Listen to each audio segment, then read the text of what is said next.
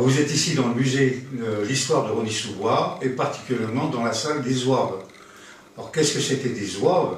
C'était donc en 1830, le 1er octobre, a été constitué des régiments pour que les Français aillent en Algérie.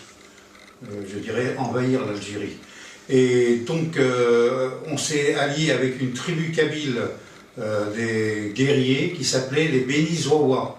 Mais ça, c'est un terme qui était trop long à dire pour les Français. On les appelait les zouaves. Et donc, à Rosny-sous-Bois, le gouvernement de l'époque a dit qu'il fallait utiliser les forts qui avaient été créés autour de Paris, parce que c'était laissé à l'abandon. Donc, de 1901 à 1920, il y a plus de 1000 soldats qui sont venus au fort de Rosny pour faire ce bataillon, qui est le 5e. Qui a participé à plusieurs opérations dans l'Île-de-France, avec aussi des défilés et manœuvres, surtout par exemple en 1910 lors des inondations, ils ont fait la chasse aux pillards, qui venaient piller les pavillons le long de la Marne. Autre chose aussi, quand on a fusillé Matahari dans les fossés de Vincennes, pas du château, mais de la cartoucherie. C'est les sous-officiers du 4e zouave, 12 sous-officiers qui ont fusillé Matahari. Donc il y en avait 11, puisque le 12e allait de bague à blanc. Donc on ne savait jamais qui est-ce qui avait. Et donc, pendant qu'ils ne faisaient pas leur travail de soldats, les Ronéens les employaient dans la commune en tant qu'ouvriers agricoles, puisque Rosny à l'époque, ce n'était que des bergers, de la vigne, puis différentes cultures. Les Ronéens avaient donc des gens qui travaillaient à prix réduit, mais les soldats étaient contents parce qu'ils augmentaient leur solde. Donc ça développait une chose, bon ça c'est entre guillemets, ça développait les cafés à Rosny. Parce qu'il faut dire qu'à l'époque, en 1902, vous aviez 3764 habitants à Rosny, au recensement de 1902, et il y avait plus de 1000 soldats à Rosny.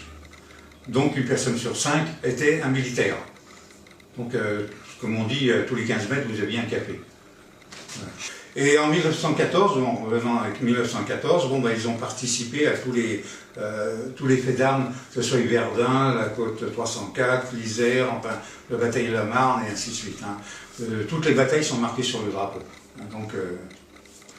Donc l'expression « faire le zouave », ça vient donc de l'époque 1914. Les zouaves qui avaient encore des tribus kabyles dans leur rang, faisaient des danses kabyles quand ils venaient en permission à Paris ou dans les grandes villes de France. Et la bonne société française, entre guillemets, voyant ces gens danser entre eux, des hommes qui se dansent entre eux, un peu comme les Grecs, je disais, ils font les zouaves. Et c'est là qu'est devenu faire le zouave. Comme il y a une autre expression, c'est être un bleu. Mais l'origine, ça vient donc du changement de tenue en novembre 1915, des soldats zouaves et autres, puisque l'infanterie aussi avait un pantalon garancé comme les zouaves.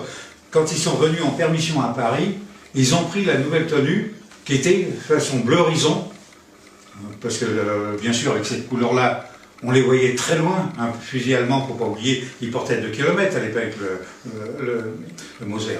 Et donc, il se pensait qu'il y avait énormément de massacres. Et donc, quand ils sont revenus de leur permission sur le front, les autres qui étaient déjà sur place, toujours avec l'ancien costume, ont dit « voilà les bleus ».